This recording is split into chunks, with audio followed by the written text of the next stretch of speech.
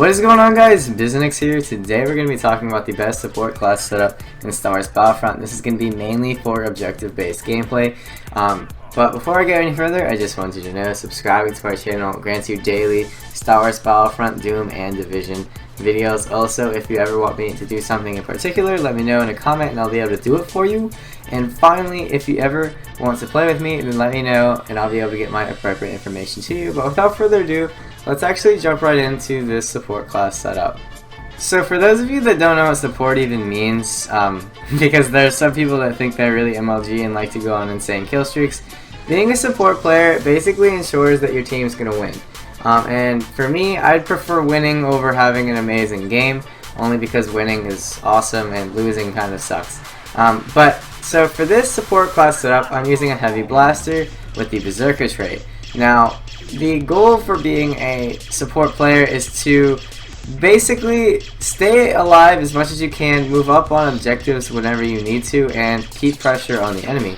So using the DLT-19, I will be able to keep pressure on the enemy consistently because the fire rate is very high, it's very accurate, and I will be shooting a lot, and it doesn't really, its cooldown speed is very, very quick. So keeping pressure on the enemy is very essential with this class. Also, staying alive is very important, and that's why we're using a bit of longer range blasters. So DLT-19, staying alive is important to allow your teammates to move up and allow your teammates to spawn on you. That way they have better locations to actually fight the enemy. Like what I'm doing right now, I'm trying to pressure the enemy and I'm also trying to stay alive. I am going to die here very shortly, about to get sniped, but simply I was alive for a long enough time for my team to move up and capture both pods, which is good and is really the whole point of being a support player in the first place. All of the star cards that I'm using basically complement the fact that you need to stay alive. The Bax Bomb gives you extra health if you're really low on it. The personal shield allows you to tank damage and kind of distract an enemy if you use it correctly.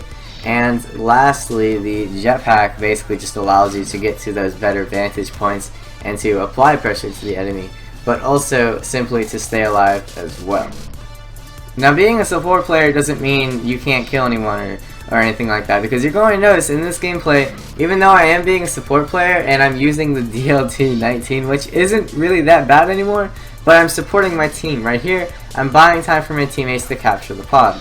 And the only way to actually do damage with the DLT-19 in these smaller game types is to use the berserker trait. You're going to be doing a crap ton of damage very quickly. And you notice how I'm being very conservative and I'm not rushing. I'm just defending the position. That's all you're supposed to do in these game types. If you rush, you end up dying eventually. But if you're conservative, you end up wiping out an entire squad of the team. And that's very vital to allow your teammates to hold positions. So ultimately, if you stay alive long enough and you allow your teammates to spawn on you in these great vantage points and you basically just keep the enemy on their toes, your team will be led to victory unless the other team is full of support players and you unfortunately are the only support player. But most of the time that doesn't happen. So you guys will win if you use this setup, or not necessarily the same setup, but you get the idea. You understand what I'm talking about when I'm trying to say being a support player in the first place. So guys, that's really about it. If you enjoyed this video, be sure to leave a like. It was awesome to make and I'm trying to help you guys out. The only way you can help me out is by leaving a like.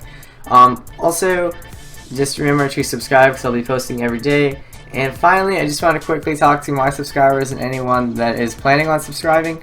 I still am planning to do a Q&A, and for those of you that don't know what that is for, that's because I just reached 300 subscribers only a couple of days ago, and I'm trying to do something that's going to please everyone, and the Q&A was sort of suggested by somebody, and I've already had plenty of responses for the video and questions that can be answered, but these questions can be about my life, they can be about video games, they can be about anything. So I definitely want you guys to let me know if there's something you'd like to know about me, because I'm a pretty cool guy. I don't know if you know, but yeah.